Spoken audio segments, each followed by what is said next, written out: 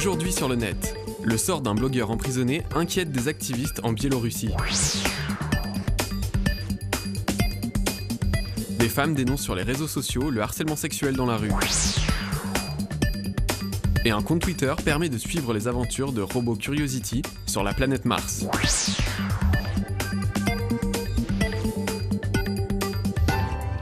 Posant avec des ours en peluche à la main, des photojournalistes biélorusses ont lancé une campagne sur les réseaux sociaux pour appeler à la libération de l'un de leurs confrères emprisonnés.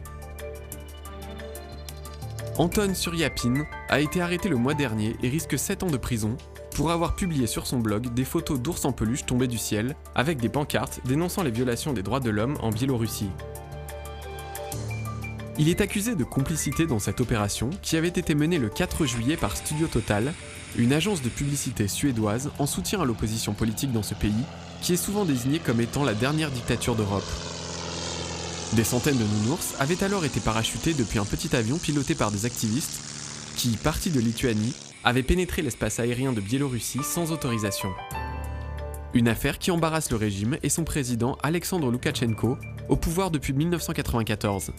Celui-ci a d'ailleurs limogé 2 généraux la semaine dernière. Le chef de la défense aérienne et le patron des gardes-frontières ont ainsi été évincés pour ne pas avoir su empêcher ce raid d'oursons en peluche qui sont devenus les nouveaux symboles de la contestation politique dans le pays.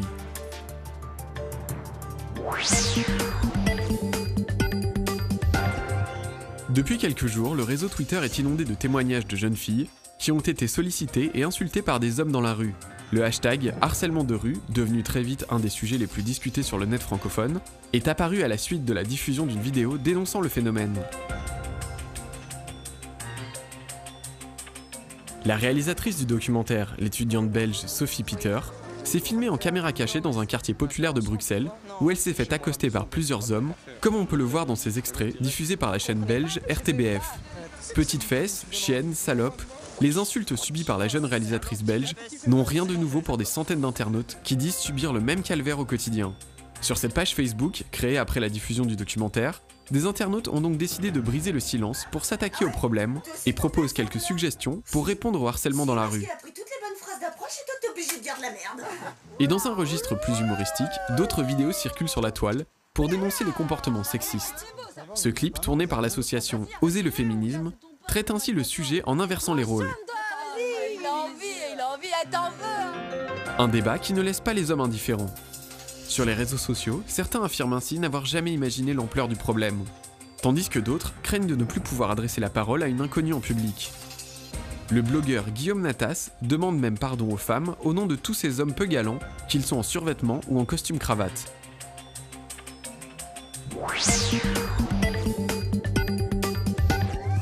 Tout comme les ingénieurs de la NASA, des milliers d'internautes à travers le monde ont exprimé leur enthousiasme après l'atterrissage du rover Curiosity sur la planète Mars. Il est d'ailleurs possible de suivre en temps réel les péripéties de ce robot, qui est doté de son propre fil Twitter, où il partage ses dernières découvertes. En effet, les messages rédigés à la première personne rendent compte depuis le début du programme des derniers développements de cette mission d'exploration.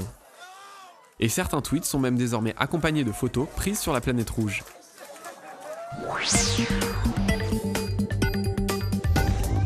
Pour ceux qui n'aiment pas le sport ou qui ne supportent plus la très importante couverture médiatique consacrée aux Jeux Olympiques de Londres, cette application devrait être particulièrement utile. Elle permet en effet de recouvrir de bandes aux couleurs des anneaux olympiques tous les termes relatifs aux JO sur Internet. Une extension qui pourrait remporter un franc succès auprès des internautes qui ne veulent plus entendre parler des compétitions qui doivent se dérouler jusqu'au 12 août.